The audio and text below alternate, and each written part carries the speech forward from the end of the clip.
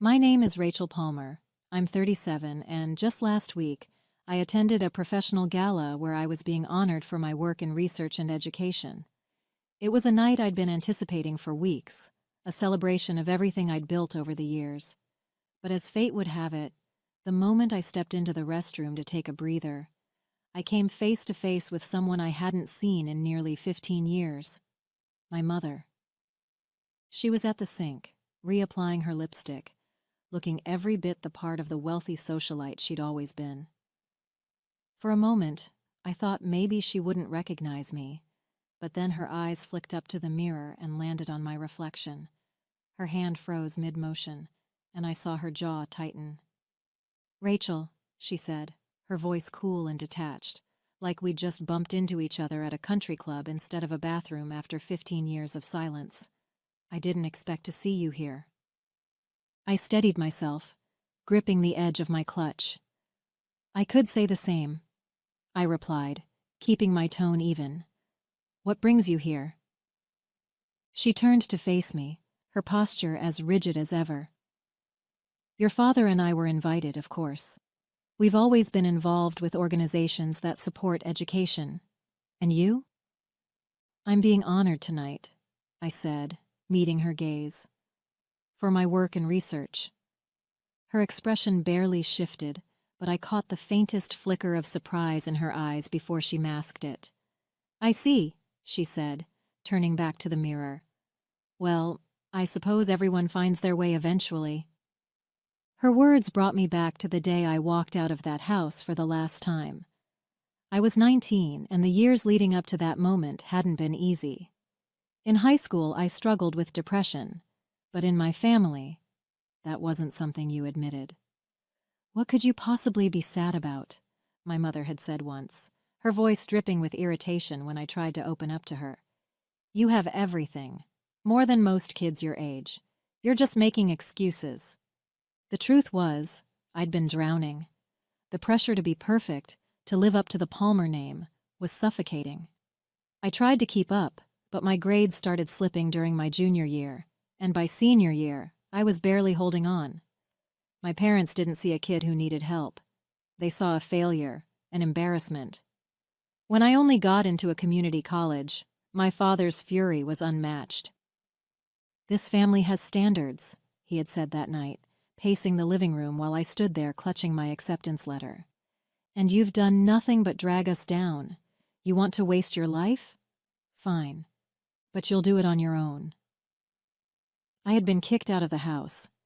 I remember the weight of that duffel bag as I left the house that night. It wasn't just filled with clothes.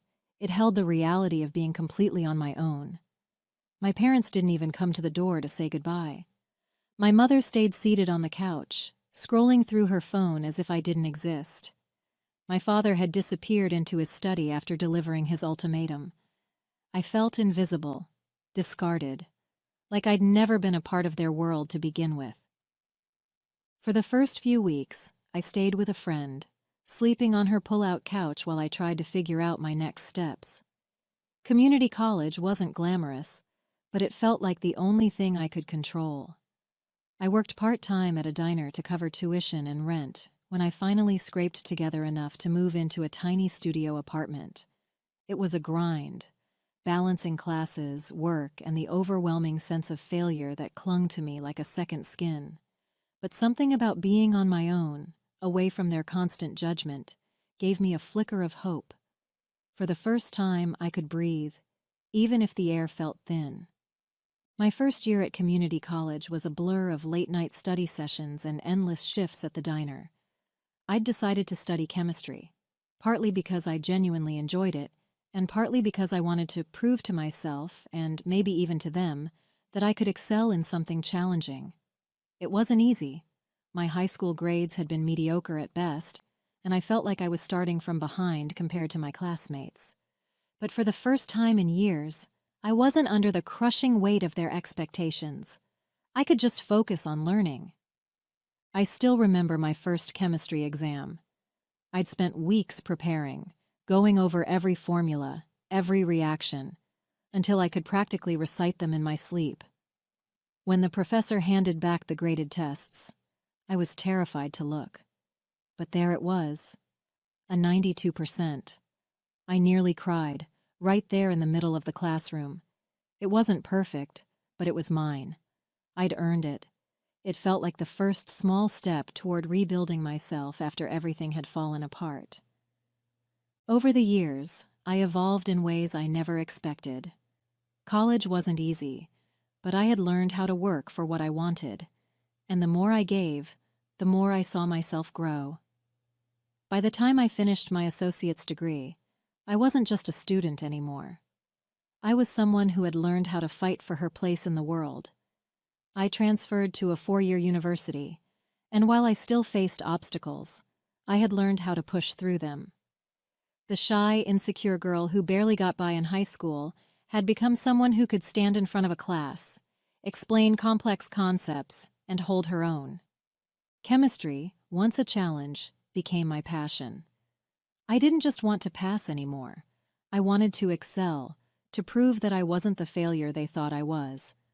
I worked part-time, still, but I also started interning at local research labs, gaining experience that eventually led me to an opportunity I never imagined, becoming a lead researcher at a nonprofit focused on advancing science education. It wasn't just a job. It was my way of giving back, of creating a space where other kids, the ones who were told they weren't good enough, could find their way too. Graduating with my bachelor's degree was supposed to be a moment of triumph, but when it came time to celebrate, I realized something. My parents hadn't even called. Not to congratulate me, not to ask about my plans. Nothing. My father, the owner of a massive fertilizer company, had more money than he knew what to do with.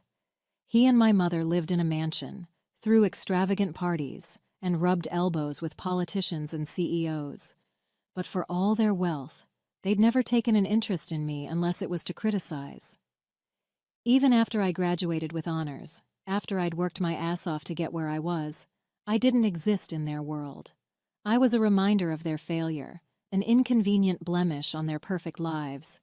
It stung more than I wanted to admit. I had hoped, maybe foolishly, that they'd at least acknowledge the hard work I'd put in. But they didn't.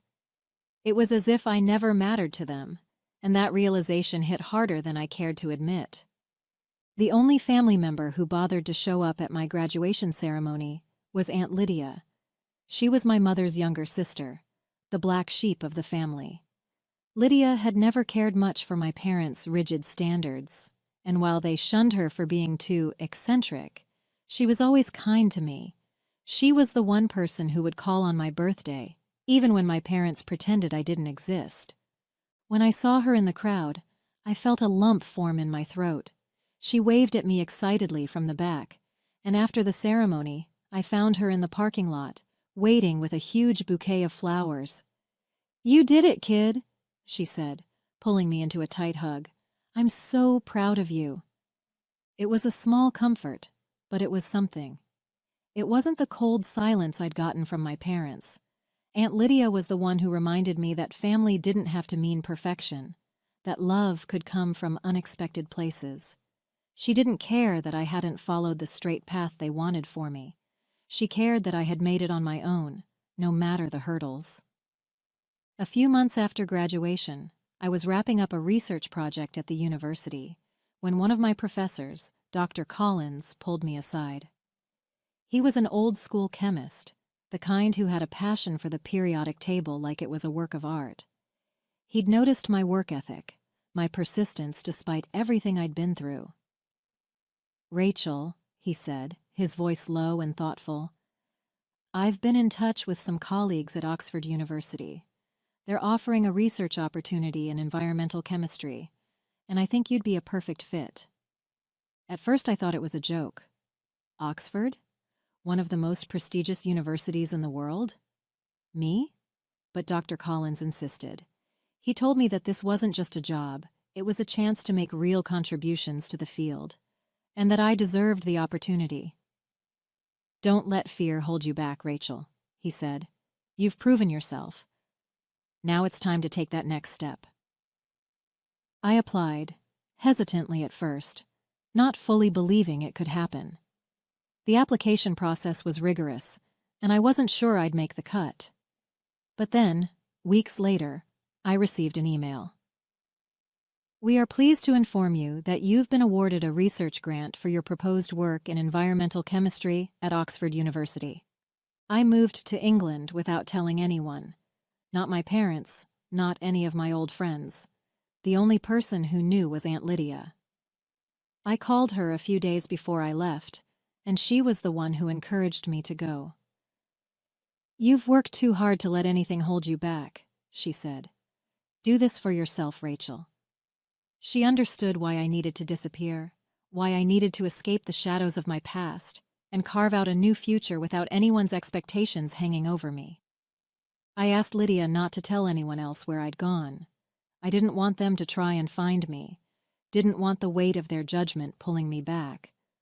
So, I left, boarding a plane to Oxford, with nothing but a backpack, and the faint hope that this could be my chance to finally become the person I always dreamed of being. I settled into a small flat in Oxford and threw myself into my work. The first few weeks were tough, the language, the culture, the isolation. But the more I immersed myself in my research, the more I felt at home. I was working on projects that mattered, things that could make a real impact on the world. The chemistry I studied was no longer just about passing exams or proving myself to my parents. It was about changing the future. As the years passed, I completed my master's degree, and then, driven by the momentum of my research, I applied for a PhD. The process was grueling, but I was determined. I had found my place at Oxford, and there was no turning back. After several years of sleepless nights and endless lab experiments, I earned my PhD, becoming a respected researcher in the field of environmental chemistry. After finishing my PhD, the next step seemed almost too surreal to grasp. I was offered a position as a professor at the University of Cambridge. It felt like a dream I never dared to chase, not because I didn't think I deserved it, but because I never imagined I would be given the chance. I had worked so hard to get to this point, and yet, the recognition still felt like it was happening to someone else. At Cambridge, I was able to teach and mentor the next generation of students, something I hadn't expected to find so fulfilling. The freedom to shape minds, to pass on the knowledge and passion I'd gained, was beyond anything I could have imagined back when I was struggling through community college. I had gone from being the girl who didn't belong to someone who could stand at the front of a classroom and be taken seriously. But there was still a piece of me that was always looking over my shoulder, wondering if anyone back home knew where I was, if anyone cared enough to find out. I hadn't heard from my parents since I left. No calls, no letters, no attempts to reach out. I wondered if they even thought about me. As my mother turned back to the mirror, adjusting her lipstick, I felt a familiar weight settle in my chest. Her words, "Everyone finds their way eventually," echoed in my head, and I couldn't help but wonder if she really believed it. I thought about all those years I spent trying to meet their expectations, all the ways they told me I wasn't good enough. The community college rejection, the years of silence, and the way they acted like I didn't exist once I walked out of their house. It felt like a lifetime ago, but standing there in that bathroom, the bitterness still stung. I had worked so hard to get to this point, leaving everything behind, moving to England, finishing my master's and PhD, becoming a professor at Cambridge. And yet, there she was, standing in front of me, acting like my entire journey had been some kind of afterthought. I had gone from being the failure they cast aside to someone who could now speak at international conferences, lead research, and mentor young minds. And for what? To stand here and have her offer me nothing more than a cold acknowledgement? As she left the bathroom, I watched her glide out of the door, back to the people she was comfortable with. I thought about the woman I had become, the woman who'd erased every trace of them from my life. I didn't need their approval anymore. I'd built a life on my own terms, and even though they would never understand, that was enough. The gala ceremony began shortly after my mother disappeared into the crowd. I took a deep breath, trying to shake off the weight of that encounter. The clinking of glasses, the hum of polite conversation. It all felt distant now. It was time to take my place, to step into the role I had fought so hard to claim. The stage was set, the lights shining down on the sea of well-dressed guests, and the moment I had been anticipating for months was finally here. I made my way to the front, where they called my name, the words echoing through the room. Rachel Palmer, honored for her groundbreaking contributions to education and sustainable chemistry. The applause was deafening, but it felt strangely hollow, like I was listening to someone else's life unfold. I took the stage, trying to maintain a calm exterior, but inside, all I could think about was the fact that I was standing in front of an audience of people who knew nothing of the path I had taken to get here. No idea what it had cost me to get this far. The spotlight hit me, and I could feel my heart racing in my chest. This wasn't just a recognition of my work in chemistry. This was my way of showing the world that I was more than the person my parents had tried to make me believe I was. This was the moment where I stood on my own 2 feet, with nothing to prove to anyone but myself. As I stood there, still trying to absorb the magnitude of the moment, the host's voice rang out, drawing everyone's attention. And now, ladies and gentlemen, we have an exciting announcement. In recognition of the groundbreaking work in education and sustainable chemistry that will be honored tonight, a generous and anonymous donor has pledged a grant of $2 million to the recipient of this award. The room went quiet, and I felt every pair of eyes in the room shift toward me. My heart raced. This extraordinary contribution is intended to support the continued efforts of the recipients' research and further their impact on the world of education. I blinked, momentarily stunned. $2 million. The number hung in the air, surreal and overwhelming. But the announcement wasn't directly for me. It was for the recipient of the award, someone whose name hadn't been revealed yet. I was still processing everything when I heard the host's voice continue. This grant, though anonymous, will be bestowed upon the person tonight who has demonstrated exceptional dedication to their work in advancing chemistry and education. For a moment, I didn't know what to think. The enormity of the sum, the way it would change someone's life, was astounding. But there was something else in the air, something I couldn't shake. The realization that the donor didn't know it would be me. They didn't know I was the one being honored tonight. As the announcement echoed through the room, my eyes wandered across the crowd, trying to catch a glimpse of the people around me. But then, something caught my attention. A subtle shift in the crowd. Near the back, just beside the exit, I saw him. My father. He stood up abruptly, his face twisted in disgust. His eyes met mine for a brief moment, before he turned sharply and began to make his way toward the door. His movements were swift and deliberate, as if he couldn't get out of that room fast enough. I couldn't believe what I was seeing. The man who had rejected me all those years ago, the one who had kicked me out of his house, was leaving as soon as he heard the news of the grant. He didn't even stay to see who was being recognized for the award. My chest tightened as a mix of emotions washed over me: anger, disbelief, and something darker, more bitter. This was the moment I had been waiting for. A moment where everything I had worked for was finally being acknowledged, and he couldn't even bring himself to stay in the room to witness it. He couldn't stomach the fact that the daughter he had written off was now standing at the front of the room, receiving everything he had always expected from someone else. As my father made his way toward the exit, I couldn't shake the feeling that something was wrong. The strange weight of his sudden departure settled over me, but before I could process it, the announcer's voice sliced through the room again. "Ladies and gentlemen," the host continued, "we are incredibly fortunate to not only have a generous donor for tonight's award, but also a longtime supporter of education and sustainable chemistry. The $2 million grant which will be awarded to the recipient of this honor, has been made possible through the contributions of Mosaic Fertilizers, a company led by one of the most influential figures in the fertilizer industry. Mosaic Fertilizers. My father's company. I froze. The donor, the one whose generosity had made this award possible, was my father's company. My chest tightened as the truth hit me.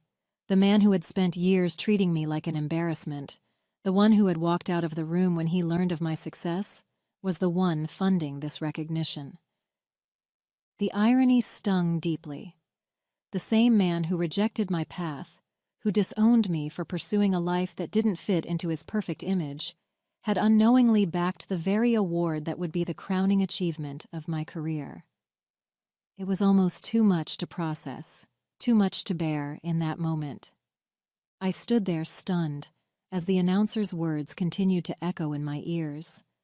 The applause around me felt distant, like I was hearing it from underwater. The weight of the grant, of everything that had just been revealed, hung heavily on me. My heart pounded in my chest, and for a brief moment I couldn't process any of it. "Thank you," I managed to say into the microphone, my voice shaky but steady enough. The words felt hollow, too small for what I was feeling, but I didn't have time to think about it. I had to get out of that room. I couldn't stand there another second, basking in the recognition that felt so empty.